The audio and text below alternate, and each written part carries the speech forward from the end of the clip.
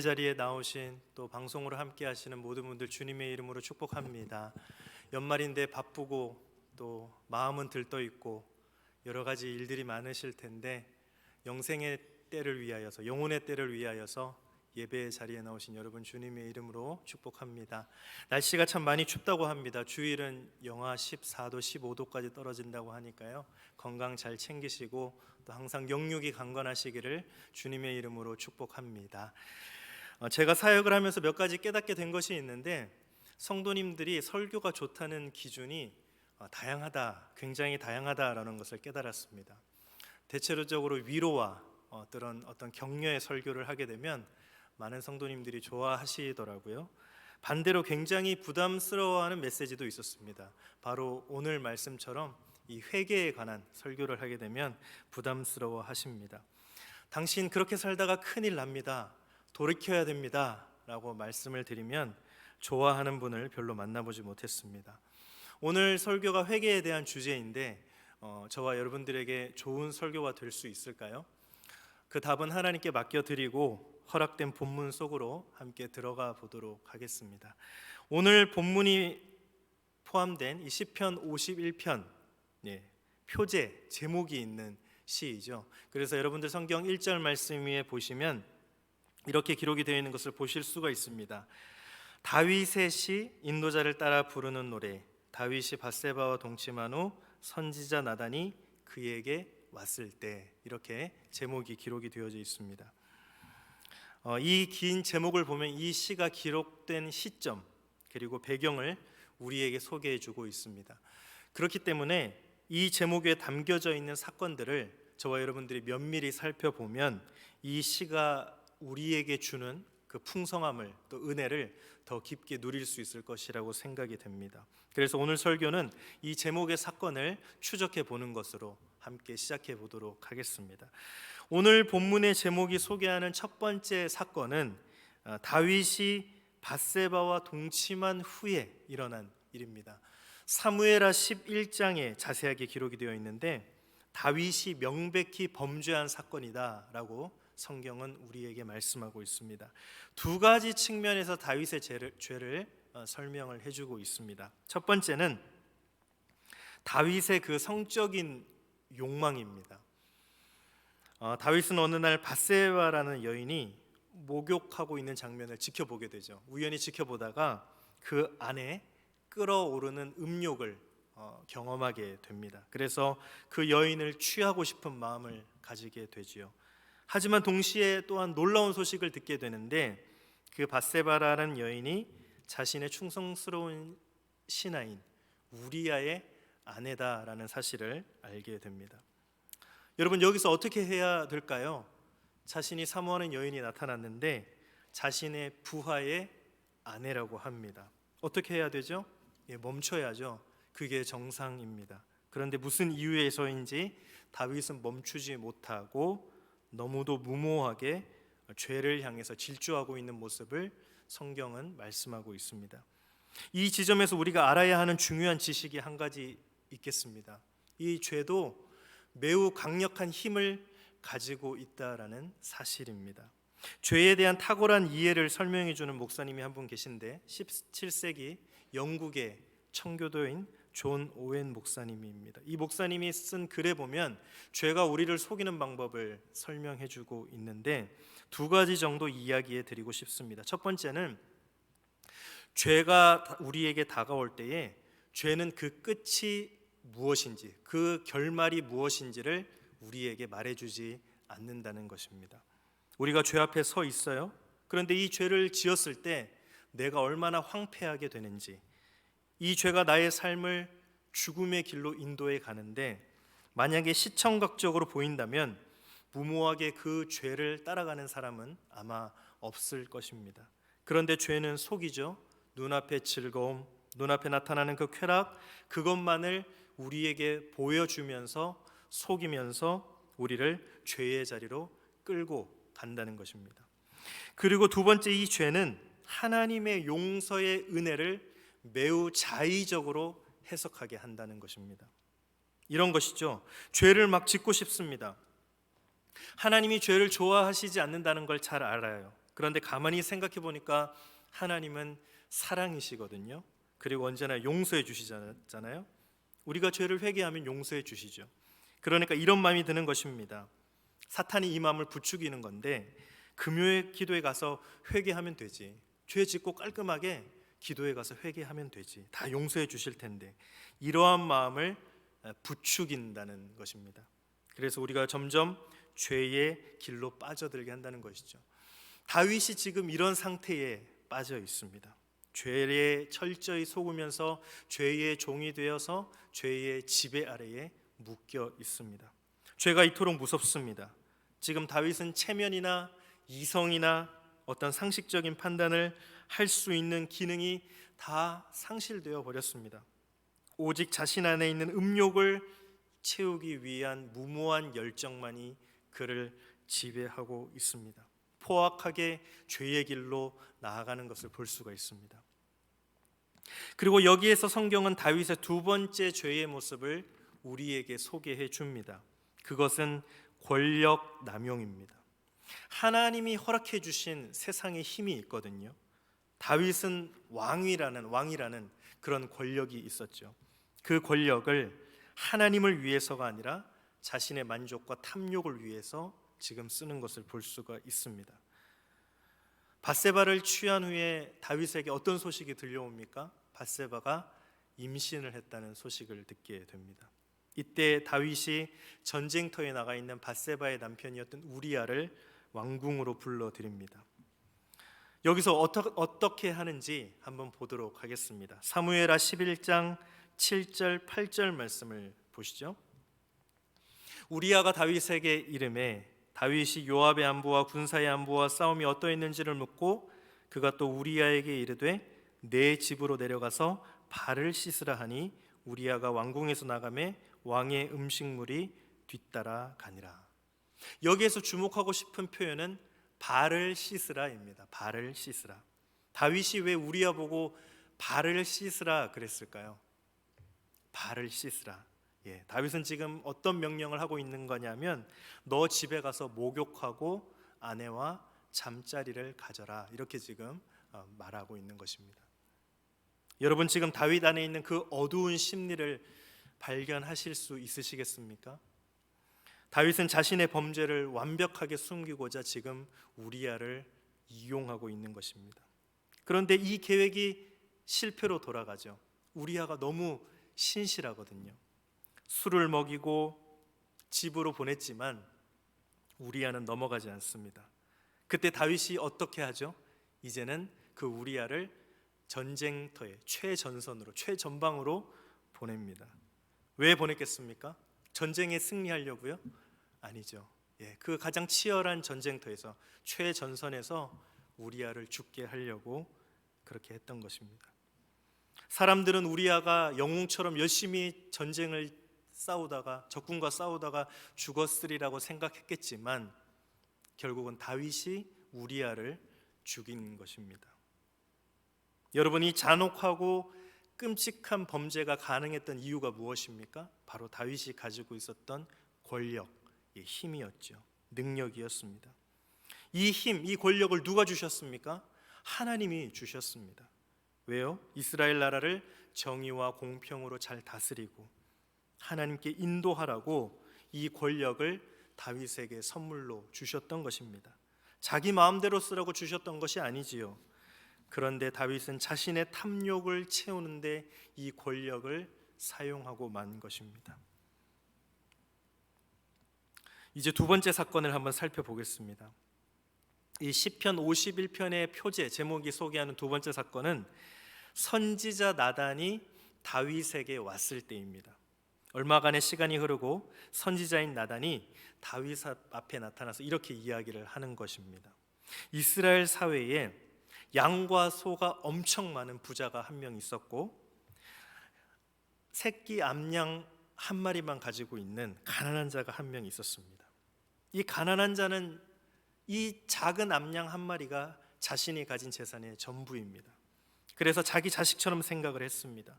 그런데 이 부자에게 거부에게 손님이 한 명 찾아왔습니다.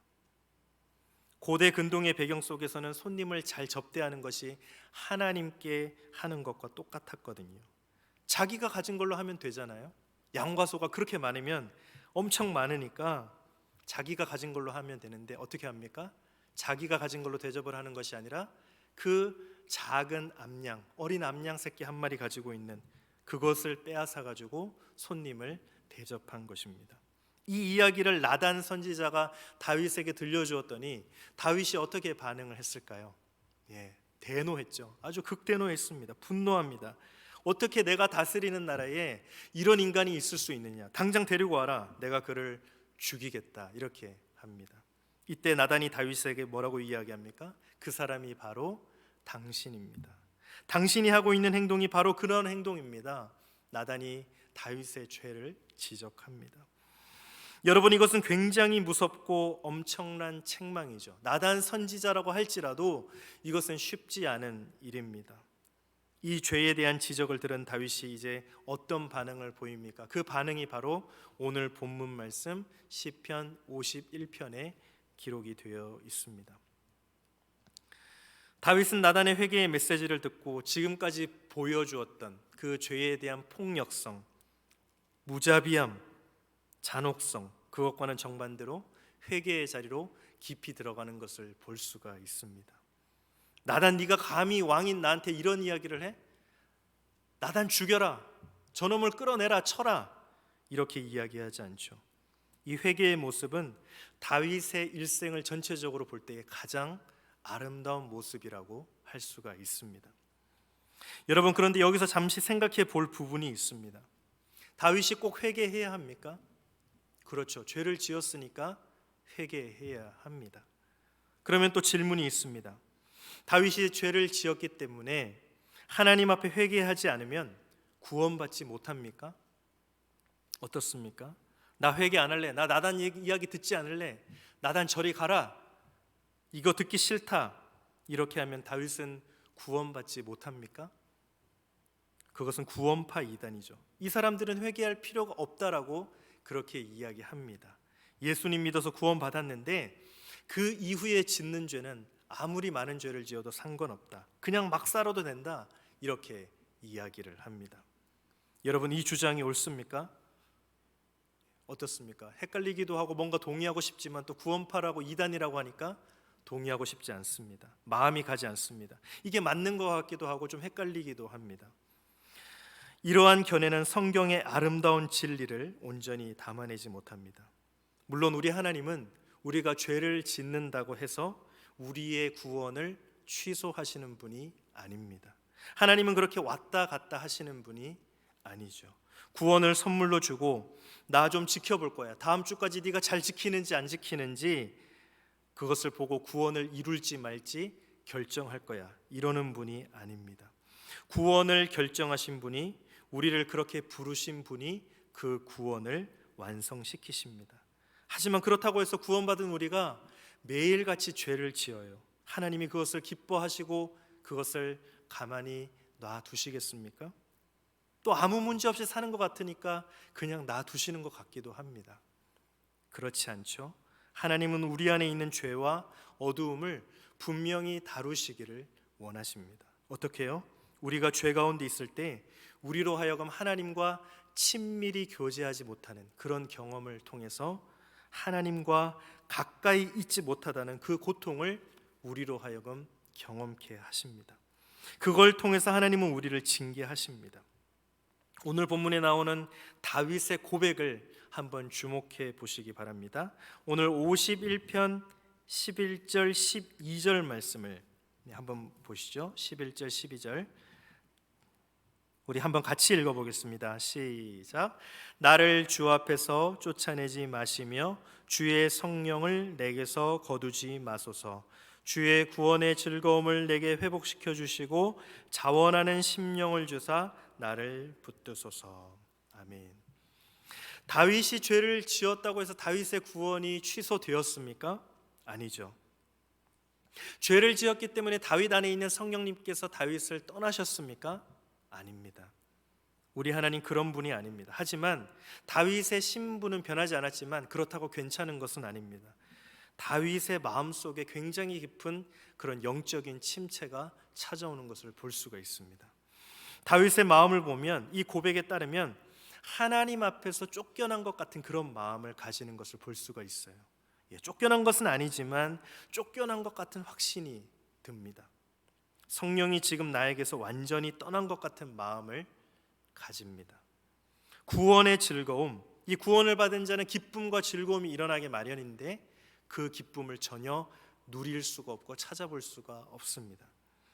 마침 지금 이 순간 삶을 마감하면 천국에 가지 못할 것 같은 그런 생각이 듭니다. 다윗의 심리가 지금 그렇습니다. 왜 이런 두려움이 다윗에게 찾아온 겁니까? 왜 다윗은 이런 고통 속에 빠져든 것입니까? 바로 죄 때문입니다. 다윗의 죄가 하나님과의 친밀한 관계를 완전히 파괴시켜 버렸기 때문입니다. 하지만 여러분, 우리 하나님은 너 죄 지었으니까 이런 징계를 받아야 돼, 친밀함이 깨어질 거야, 여기서 또 끝나는 분이 아닙니다. 그 뒤에 매우 아름다운 선물을 주시죠. 우리 하나님과의 관계 속에서 깨어져 버린 그 친밀함, 관계, 그것을 온전히 회복할 수 있는 선물을 주십니다. 그것이 무엇입니까? 바로 회개입니다. 회개라는 선물을 우리에게 주셨습니다. 우리는 매일매일 회개함을 통해서 매일매일 짓는 죄로 인하여서 하나님과 끊어진 관계를 회복할 수 있습니다. 하나님과 친밀하게, 또 하나님의 자녀로서 하나님의 모든 것이 나의 것인 것처럼 풍성하게 그렇게 삶을 회복할 수가 있습니다. 그렇기 때문에 여러분, 회개라는 것은 억지로 꾸역꾸역 해야 되는 율법적인 요구가 아닙니다. 회개는 너무나도 아름다운 하나님의 선물인 것이죠. 하나님의 초청입니다. 내가 너를 구원했고, 내가 너를 예수 그리스도 십자가로 구원했고, 그 구원의 충만함을 누리게 하기 위해서 지금 너를 초청하고 있다, 부르고 있다. 지금 나에게 다시 와라, 내 손을 붙잡아라. 그 사랑의 초청이 바로 회개인 것입니다. 하지만 그렇다고 해서 회개가 또 마냥 가벼운 것도 아닙니다. 어떤 분들은 회개를 그냥 미안한 마음 정도로 생각하는 분도 계십니다. 내가 이렇게 살면 안 되는데, 주님 죄송해요, 잘못했어요, 저 힘드니까 더 이상 저한테 정죄감 주지 마세요, 저 괴롭히지 마세요. 이런 것을 회개라고 생각하는 분도 있습니다. 그러나 성경이 말씀하는 회개는 그런 것이 아니죠. 회개는 삶을 온전히 돌이키는 것입니다. 이 길로 가다가 완전히 반대의 길로 돌이켜서 가는 것을 회개라고 이야기합니다. 그 과정 속에서 내가 죄와 직면하는 것은 필수적입니다. 내 죄의 동기가 무엇인지, 내가 죄를 지었기 때문에 내 삶에 어떤 어두움이 밀려 들어왔고 어떤 어두움이 나타났는지, 파괴적인 어두움이 나타났는지를, 그것을 직면하는 것이 회개입니다. 이것은 굉장히 고통스럽죠. 믿음이 있는 사람에게도 회개의 과정은 어떤 경우에는 실망감이 들기도 해서 극심한 정죄감에 빠지기도 합니다. 내가 이 정도밖에 되지 않았나, 내가 이런 존재밖에 되지 않았나, 정죄감에 빠지면서 깊은 우울감 속으로 빠져들기도 하고, 때로는 회개를 포기하고 싶기도 합니다. 너무 힘들어서 나의 죄악된 이 모습을 보니까 답이 없거든요. 이걸 어떻게 해야 될지 알 수가 없으니까, 감당하기가 힘드니까 나 그냥 여기까지만 하고 주님 더 이상 못하겠습니다, 이렇게 생각까지 하게 됩니다. 다윗도 그랬을 것입니다. 회개가 굉장히 무거웠을 것입니다. 그러면 다윗은 어떻게 이 문제를 하나님 앞에서 해결을 했을까요? 오늘 본문 시편 51편은 다윗의 회개의 모습을 통해서 바른 회개가 어떤 것인지를 우리들에게 잘 말씀해주고 있는데, 그 모습을 같이 한번 살펴보도록 하겠습니다. 다윗이 보여주는 첫 번째 회개는 주님의 은혜만을 의지해야 한다는 것입니다. 오늘 본문 5절 말씀, 51편 5절에서 보면 다윗이 자신이 죄악 중에 출생했다, 이렇게 고백을 하고 있죠. 뼛속까지 나는 죄인입니다, 이렇게 고백하는 것입니다. 3절 말씀을 보면 죄가 언제나 나의 삶을 따라다닙니다 라고 이렇게 이야기합니다. 죄를 직면하는 것이죠. 내가 얼마나 큰 죄인인지를 지금 하나하나 보고 있는 것입니다. 쉬운 게 아니죠. 이런 고백을 한다는 것은 굉장히 어려운 일입니다. 사무엘하 12장에 보면 자신이 행한 범죄 때문에 다윗이 몇 날 며칠을 아무것도 먹지 못하고 눈물로 침상을 적시는 모습을 보여줍니다. 죄와 직면하는 것이 너무나 고통스러운 일이었지요. 하지만 다윗은 포기하지 않고 바른 회개의 길을 찾아갑니다. 그것은 범죄한 나 자신을 주목하는 것이 아니라 하나님의 은혜를 바라보는 것이었어요. 하나님의 그 자비하신 성품을 바라보는 것이었습니다. 오늘 51편 1절 말씀을 한번 보십시오. 하나님이여 주의 인자를 따라 내게 은혜를 베푸시며 주의 많은 긍휼을 따라 내 죄악을 지워 주소서. 우리가 회개의 자리에 나아갈 때 꼭 기억해야 되는 것은 주님의 성품을 의지해야 한다는 것입니다. 나의 성품을 의지해서는 안 돼요. 나의 그 어떤 것도 의지해서는 안 됩니다. 그러면 우리는 실망하고 두려움에 빠지게 되고 포기할 수밖에 없습니다. 주님 앞에 나아갈 용기를 잃어버리게 됩니다. 기억하십시오. 내가 아니라 주님을 의지해야 합니다. 그렇기 때문에 우리가 붙잡아야 할 은혜는 결국 예수 그리스도의 십자가를 향할 수밖에 없습니다. 그것이 두 번째 다윗이 보여준 회개의 모습에 나타나고 있습니다. 7절 말씀을 보겠습니다. 51편 7절. 우슬초로 나를 정결하게 하소서. 내가 정하리이다. 나의 죄를 씻어 주소서. 내가 눈보다 희리이다. 구약 성경에서 이 우슬초는 부정함을 없애는 그런 용도로 사용이 되었습니다. 그래서 항상 우슬초가 등장하죠. 한센병 걸린 환자가 자신의 나음을 확인하는 정결 의식에서 우슬초를 사용하는 것을 볼 수가 있습니다. 출애굽할 때 마지막 10번째 재앙 순간에 유월절의 어린 양의 피를 문설주와 임방에 바를 때 이 우슬초를 사용해서 발랐습니다. 이 우슬초는 항상 정결함을 보여주는 도구, 약초, 단어였습니다. 그런데 신약 성경에 오면 우슬초를 비롯한 모든 구약 성경에 나타나는 정결함이 예수 그리스도의 십자가의 보혈로 완성이 되었다라고 이렇게 말씀을 하십니다.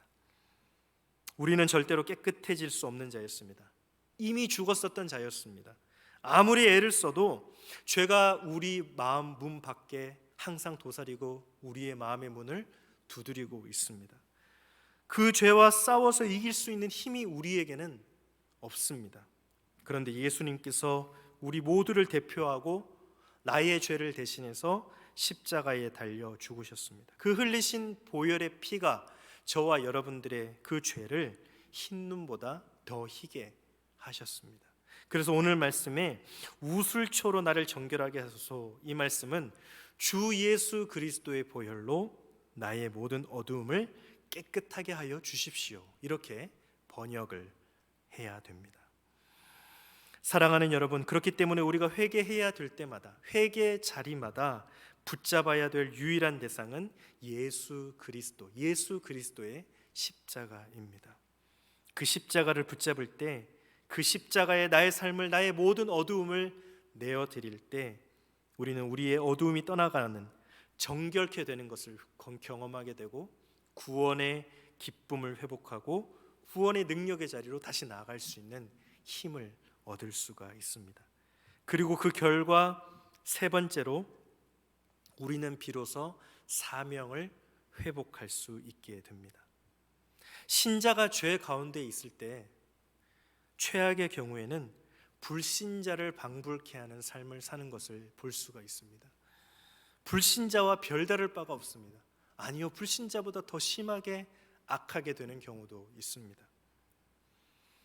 가만히 지켜보면 하나님이 우리를 부르신 목적과 전혀 관계가 없이 살아가는 것을 볼 때도 있습니다. 구원받은 자도 그럴 수 있습니다.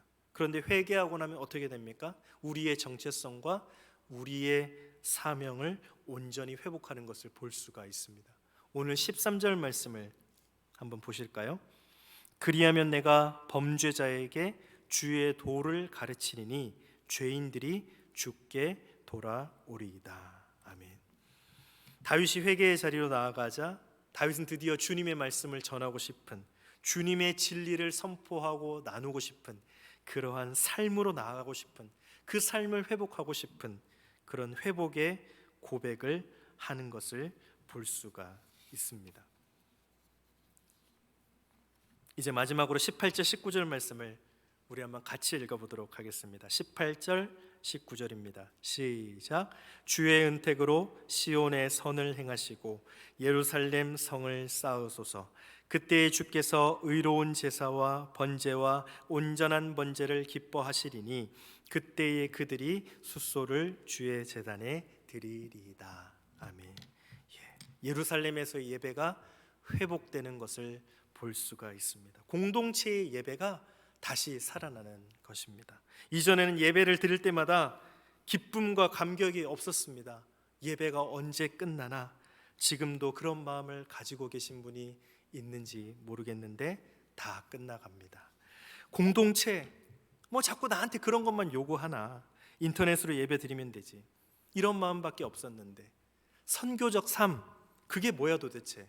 나 하나 먹고 살기도 힘든데 무슨 선교야? 그런데 이제 회복되기 시작하는 것이죠. 형제의 기도가 내 기도가 되고 이웃을 위해 기도하고 싶고 공동체를 위해서 기도하고 싶고 예배의 기쁨이 살아나고 말씀이 들리기 시작하고 그것을 나를 향한 하나님의 말씀으로 받아들이게 되고 복음의 삶으로 나아가는 것을, 그 회복의 과정을 거쳐가는 것을 볼 수가 있습니다. 이제 말씀을 마무리하겠습니다. 오늘 다윗의 모습을 통해 저와 여러분의 모습을 다시 한번 볼 수 있으면 좋겠습니다. 세상을 향한 욕심 때문에 도저히 주님 앞에 나갈 수 없다고 생각되는 그 상한 마음, 메마른 마음을 가지신 분이 계신다면, 하나님이 주신 것을 도무지 하나님을 위해서 사용하지 않고 나의 만족과 유익을 위해서만 사용했다면, 또 지난 한 해를 돌아보니 하나님의 아름다운 사건을 들어도 지극히 냉소적이고 냉담한 마음으로 일관할 수밖에 없는 그런 신앙생활을 하고 계셨다면 아마도 저와 여러분들이 다윗인지도 모르겠습니다. 우리에게 필요한 메시지는 우리를 격려하고 위로하는 메시지가 아닐 수 있습니다. 나단의 메시지가 필요한 것이죠. 하나님 앞에서 범죄한 사람, 그 사람이 바로 당신입니다. 그 삶에서 돌이켜야 됩니다. 사랑하는 여러분, 오늘 이 시간에 기도할 때에 주님의 인자하신 그 사랑을 붙잡으시고 나의 죄를 대속하기 위해 십자가에 죽으신 예수 그리스도를 붙잡으시고 또 하나님 내게 정결한 마음을 주시고 정직한 영을 새롭게 하여 주시기를, 또 나에게 구원의 기쁨을 회복시켜 주시기를, 변하지 않는 마음을 주시기를 주님 도와주십시오. 그래서 이 밤에 기도할 때에, 저와 여러분들이 기도할 때에, 이 회개할 때에 회개의 시와 찬미가 가득한 그런 기도의 자리가 되시기를 주님의 이름으로 축복합니다. 우리 시간 함께 찬양하고 기도하도록 하겠습니다.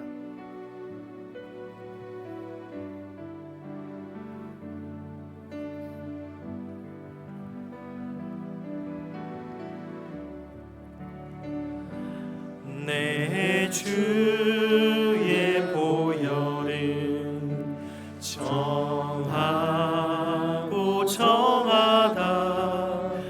내 죄를 정케 하신 주 날 오라 하신다. 내가 주께로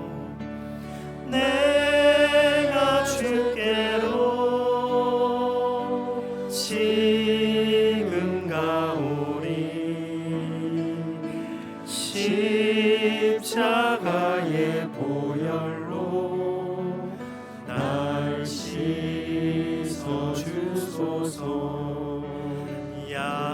약하고 주에도 주께로 나가며 힘 주시고 내 주함을 곧 씻어 주시네.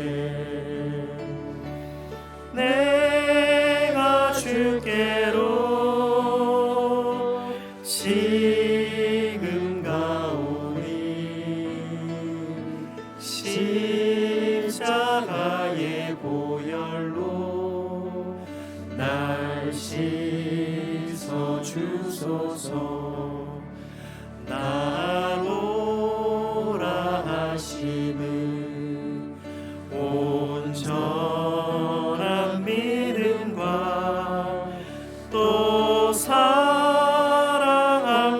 평안함 다 주려 함이라.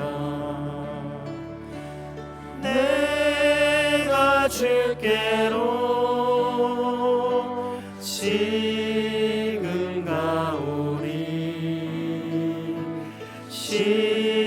십자가의 보혈로 날 씻어 주소서. 큰 죄인 복받아 살 길을 얻었네. 한없이 넓고 큰 은혜 베풀어 주소서. 내가 주께로 지금 가오리. 십자가의 보혈로 날 씻어 주소서. 그 피가 맘속에 큰 증거 됩니다. 내 기도 소리 들으사 다 허락하소서. 내가 주께로 지금 가오리. 십자가의 보혈로 날 씻어 주소서. 우리 시간 말씀을 생각하며 함께 기도하도록 하겠습니다. 나는 그렇게 살지 못했는데 주님, 범죄한 나 자신을 바라보지 말고 이 시간 회개할 때에 주님의 인자와 주님의 성품과 그 크신 사랑과 긍휼과 은혜를 바라보며 회개의 자리로 나아가고 또 십자가의 보혈로 어둠이 떠나가고 구원의 기쁨을 회복할 수 있도록 도와달라고 기도하겠습니다. 온전한 회개를 통해 정체성과 사명을 회복하고 주님의 진리를 나누고 전하는 삶을 살아가도록 사용하여 주시고 내 속에 정한 마음 창조하시며 내 안에 정직한 영을 새롭게 하여 주옵소서. 우리의 시간 다 함께 주님 앞에 간절히 기도하도록 하겠습니다. 주님 감사합니다. 주님, 우리에게 사랑하는 마음 주시고 이 연말에 바쁘고 여러 가지 일들 가운데 주님께보다는 나 자신을 바라보고 세상으로 향해 더욱더 나아가며 세상의 기쁨과 탐욕과 쾌락과 죄악을 향해 걸어나가던 이 발걸음을 주님 말씀으로 인하여 멈추게 하시고 주님 앞으로 나올 수 있도록 인도하여 주셔서 감사합니다. 주님, 이 시간 주님 앞에 기도할 때에 우리의 기도에 함께하여 주옵소서. 하나님, 우리가 기도할 때 영으로 기도할 수 있도록 도와주옵소서. 우리의 마음을 쏟아내고 토하며 주님 앞에 우리의 눈물을 쏟으며 진실과 전심으로 회개할 수 있는 이 시간 되기를 소망하오니 우리의 회개 가운데 함께하여 주시고 우리가 회개할 때 범죄한 자신을 바라보지 말고 주님의 인자와 긍휼하심과 주님의 그 크신 사랑과 좌로우로 흔들리며 바람에 흔들리는 갈대같이 오늘도 세상에서 연약하기 그지없는 우리의 현실 가운데 찾아오셔서 우리의 마음을 붙잡아 주시고 우리의 삶을 붙잡아 주시고 우리의 연약한 믿음까지 붙잡아 주셔서 주님 앞에 다시 나아갈 수 있도록 인도하여 주신 주님 감사합니다. 내가 너를 버리지 아니하고 내가 너를 포기하지 아니하고 이 세상이 그 누구보다도 너를 사랑하고 이 세상 그 누구보다도 너를 잘 알며 이 세상 태초부터 그 이전부터 너를 확증하여 너를 주님의 자녀 삼았다라고 말씀하시는 주님의 그 크신 사랑 앞에 우리의 무릎을 꿇고 기도합니다. 주님, 모든 것을 내어놓습니다. 주님, 우리의 가식도 우리의 연약함도 우리의 마음속에 있던 그 큰 세상의 짐도 무거운 덩어리도 그리고 나 자신을 짓누르고 있던 그 모든 완악함과 견고함과 나를 둘러싸고 있는 모든 더러움들을 주님 앞에 내어놓습니다. 주님, 우리를 이 시간 바라보아 주시고 주님 앞에 나갈 때에 우리의 마음을 놓고 계시는 주님의 그 크신 사랑 앞에 우리의 마음을 내어놓사오니 주님, 우리를 다시 한번 붙잡아 주시고 주님, 우리를 용서하여 주옵소서. 주님, 우리가 율법적으로 회개하는 것이 아니라 회개를 무겁고 부담스러운 것을 여기는 것이 아니라 주님, 우리를 부르시고 주님 내 손을 잡아주시고 그 크신 사랑에 초대하시는 것임을 믿으며 나아가오니 주님, 우리를 만나 주시옵소서. 우리와 함께하여 주십시오. 주님, 우리의 사랑에 주님의 그 크신 부름 앞에 우리도 응답할 수 있도록 우리의 마음에 결단하고 우리 회개하고 다시 한번 일어나 주님이 우리를 부르시는 그곳으로 발걸음을 한 걸음 한 걸음 내디디며 어둡고 캄캄한 곳에 있다 할지라도 주님이 주시는 그 사인, 주님이 우리에게 계시하시는 그 말씀, 연약하지만 때로는 잘할 수 없지만 뚜렷한 그 한 줄기 빛을 향하여서 다시 한번 걸음을 내디딜 수 있도록 주님 도와주십시오. 주님, 우리를 붙잡아 주시옵소서. 주님, 우리와 함께하여 주시옵소서.